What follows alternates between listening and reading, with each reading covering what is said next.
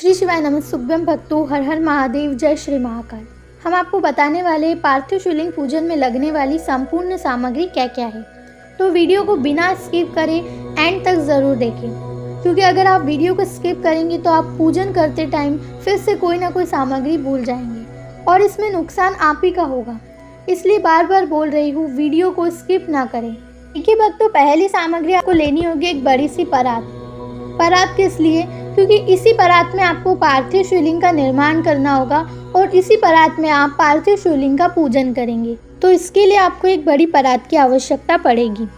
इसके बाद भक्तों, दूसरी चीज़ आपको लेनी होगी एक तांबे की प्लेट और इसके साथ एक आचमनी ज़रूर रखना, क्योंकि गुरुजी ने लाइव पूजन में बताया था, मैंने खुद ने भी देखा था कि आचमनी होना ज़रूरी है। तो आचमनी इस बार ज़रूर ले लेना। देखिए भक्तों, इसके बाद आपको लेना होगा दुर्वा, जो कि गणेश जी को समर्पित की जाती है। ठीक है, दुर्वा गणेश जी को बहुत प्रिय है, तो आपकी पूजन की सामग्री में दुर्वा होना ज़रूरी है।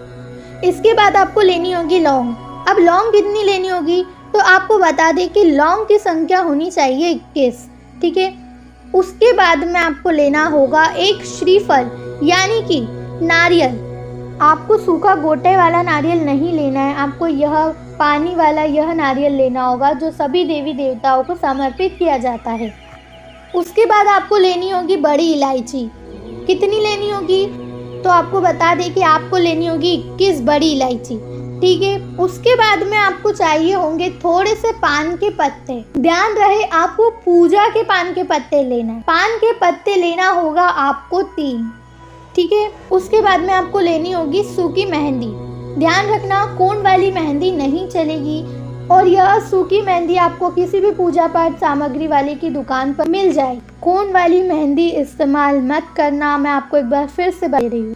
और हाँ, अगर आपको सूखी मेहंदी नहीं मिले तो आपको अगर मेहंदी के पत्ते भी मिले तो आप उसे भी इस्तेमाल कर सकते हैं। ठीक है, इसके बाद आपको लेना होगा 2 जनेऊ।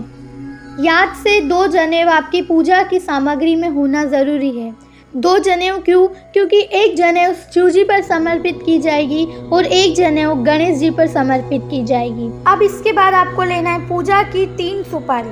अब ध्यान रखने वाली बात तो यह है कि 3 सुपारी किस लिए होगी, तो सुनिए। एक सुपारी होगी गौरा माता जी के लिए, दूसरी सुपारी होगी श्री गणेश जी के लिए और जो तीसरी सुपारी है वो रहेगी संकल्प के लिए। ऐसे आपको 3 सुपारी लेनी होगी और साथ ही साथ आप 2 सुपारी एक्स्ट्रा में रख लें, क्योंकि गुरुदेव हमेशा कहते हैं कि यहाँ चढ़ा दो, यहाँ चढ़ा दो, तो भैया आपको कमी ना पड़े, 2 सुपारी एक्स्ट्रा में रख। ठीक है, इसके बाद आपको 2 दीपक तैयार करने होंगे और दोनों दीपक गाय के घी के होने चाहिए।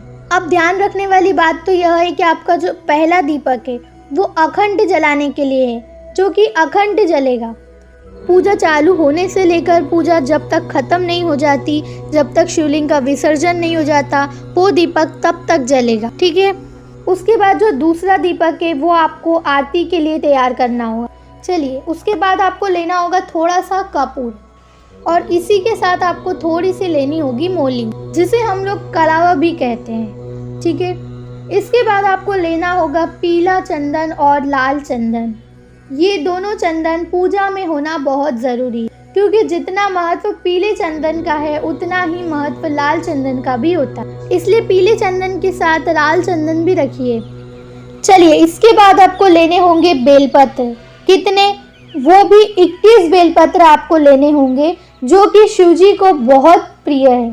ठीक है, और उसके अलावा 10 से 12 बेलपत्र आपको एक्स्ट्रा में रखना है। ठीक है, उसके बाद में आपको चाहिए होगा 7 शमी पत्र। अब जितना महत्व बेलपत्र का है उतना ही महत्व शमी पत्र का भी है, तो शमी पत्र होना ज़रूरी है। इसके बाद चाहिए होगा आपको एक धतूरा और एक धतूरा आप एक्स्ट्रा में रख लेना।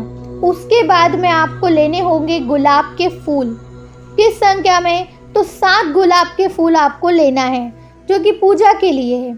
ठीक है, और 15 से 20 गुलाब के फूल आपको एक्स्ट्रा में रख लेना होगा। गुरुजी कहते हैं फूल नहीं तो फूल की पंखुड़ियाँ सही। अगर नहीं हो तो शिवजी की शिवलिंग पर से उठाकर उसे धोकर आप फिर से समर्पित कर दे, लेकिन किसी से मांग कर समर्पित ना करें।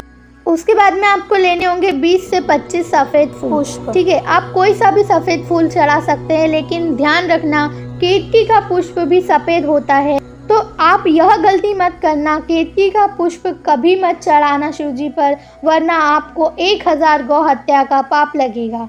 ठीक है, तो इस बात को ध्यान में रखना कि आप जो फूल चढ़ा रहे हैं सफ़ेद, वो केतकी का फूल ना हो। उसके सिवा आप कोई भी सफ़ेद कलर का फूल भगवान को समर्पित कर सकते हैं। इसके बाद आपको लेना होगा पंचामृत। उसके लिए आपको लेना होगा 1 कटोरी दही, 1 कटोरी गाय का दूध, 1 कटोरी गाय के दूध का बना घी, उसके बाद शक्कर या मिश्री भी चलेगी, और उसके बाद शहद। पंचामृत के लिए यह 5 चीज़ें होना बहुत ज़रूरी है।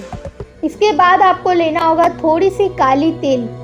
ठीक है, इसी के साथ साथ आपको लेना होगा 108 अक्षत यानी कि चावल के आखे दाने। ठीक है, और थोड़ा सा चावल के दाने एक्स्ट्रा में भी रख लेना। इसके बाद आपको चाहिए होंगे मूंग के 108 दाने। इसके बाद आपको चाहिए होंगे काली मिर्ची के 21 दाने। ठीक है, इसके बाद आपको चाहिए होगा कमल गट्टे। कितने? 5 कमल गट्टे होना ज़रूरी है। इसके बाद आपको लेना होगा 1 कटोरी जौ। इसके बाद 5 फल होना ज़रूरी है। आप कोई सा भी फल अपनी श्रद्धा अनुसार ले सकते हैं, जैसे कि केला, अंगूर, आम, चीकू, एप्पल। ठीक है, 5 नहीं हो तो 3 भी चढ़ा सकते हैं। इसके बाद आपको लेनी होगी मिठाई।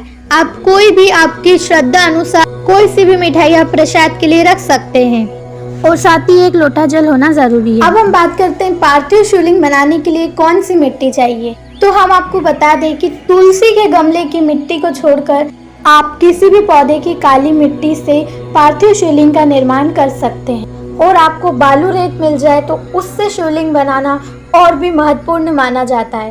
तो आप बालू रेत से भी पार्थिव शिवलिंग का निर्माण कर सकते हैं। और आपको बता दें कि जिस परात पर आप पार्थिव शिवलिंग का निर्माण करेंगे, तो निर्माण करने से पहले उस परात पर आपको एक बेलपत्री रखना है और उसी के ऊपर पार्थिव शिवलिंग का निर्माण करना है। तो इस बात को याद रखें।